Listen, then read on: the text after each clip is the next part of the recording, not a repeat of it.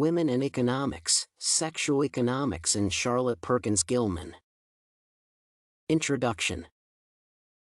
Gender relationships have never been simple and clear in human society because of inevitable inequalities and the intention to identify power sources between men and women. Many attempts were made to explain the quality of these relationships and their impact on interpersonal and economic development. Charlotte Perkins Gilman, or Stetson by her first marriage, was a well-known humanist and feminist writer who advocated social reforms and progressive political movements. Her book Women and Economics was published at the end of the 19th century and touched upon such issues as family, marriage, and economic independence among human beings when the individual pays for what he gets. The phenomenon of the sexuo-economic relation was new for her period, and her goal was to prove that women are obliged to seek their economic good through the exchange of their sexual services. This paper focuses on Gilman's views on gender relationships from the perspectives of human societies in general and her society in particular. Gilman's theory of socio-economic relations affects female development and the connection between a man and woman by proving excessive and usually unnatural sex distinctions.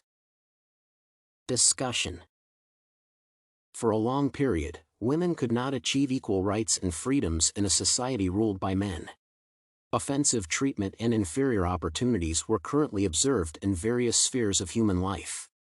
Charlotte Perkins Gilman was one of those women who found it necessary to resist the already established system and develop a new way of thinking about women-men relationships. Her theory was well developed in Women and Economics, underlying the worth of the sexual-economic relation between two genders. The author describes this condition as began in those unrecorded ages back of tradition even, which obtains in varying degree among every people on earth, and which begins to act upon the individual at birth. It means that even the most experienced individuals are not able to recognize the roots of gender inequality and have nothing to do but follow the already imposed rules and regulations. Her position was not to eradicate sex differentiation but to help women understand their rights and strive for independence. The relationships between males and females can be treated differently in human societies. Many authors continue analyzing Gilman's opinion about the socio-economic relation to identifying if sex differentiation is based on activities and attitudes, provoking inequality and oppression. According to Egan, some of Gilman's ideas are outmoded because of a rather naive meliorism as regards the processes of biological and social evolution. At the same time, Egan does not want to reject all characteristics of the offered theory of social development and sexual relations. She finds the explanation of human behavior through excessive reliance upon the description of male experience as normative rather provocative and urgent today. There was a moment when women were liberated from arbitrary restrictions to underline the value of their labor compared to regular domestic services. Thus, modern people do not accept doing homework, parenthood, or caregiving as an obligation for women only. It seems that there is a great portion of Gilman's impact on establishing such new opportunities through the prism of equal socio-economic relationships between men and women. Comparing general living conditions in today's human societies, the world in which Gilman lived differed in terms of social expectations and requirements. Charlotte was the third of 4 children, 2 died at birth and in infancy, in a family with severe financial problems because the father abandoned them. From an early age, the girl demonstrated negative attitudes toward traditional gender roles and marriage. She was obsessed with independence until she met Charles Stetson and agreed to marry him. However, even those experiences proved that Charlotte was not a family person, and the couple divorced in 10 years, while they began living separately even earlier. The expectations of her society were rather limited and predictable. Women had to keep the house, respect their men, and rely on their husbands as the only source of financial stability. She wanted to break those beliefs and explained that women had to be respected as meaningful economic factors in society because their home assistance allowed men to produce wealth. This statement was a solid foundation for her sexual-economic relation theory. Among a variety of approaches and ideas, Gilman's rationale for instituting and perpetuating excessive sex distinction deserves recognition. According to Hill, Gilman's attempts to expose the ubiquitous effects of sex-based inequalities and the sources of female strength emerged from her endless life conflicts and agony. Therefore, the author decided to address science and consider the impact of evolution.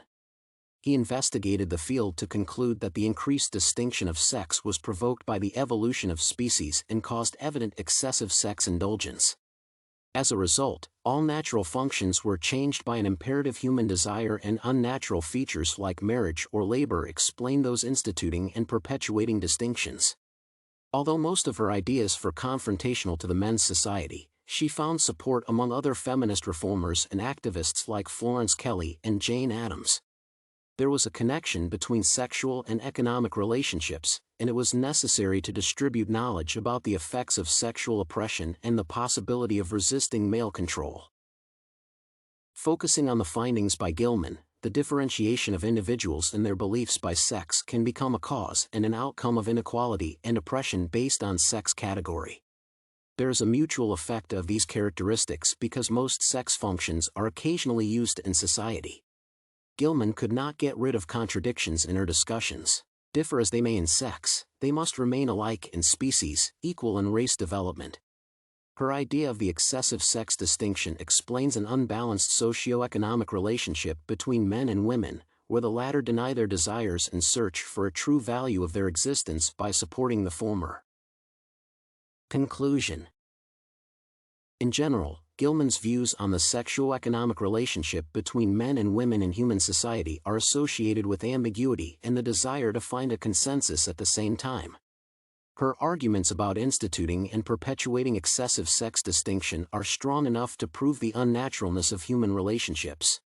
Instead of analyzing what caused gender inequality and oppression, beliefs, or natural differentiation, Gilman proposed to combine material and ideological aspects of human life.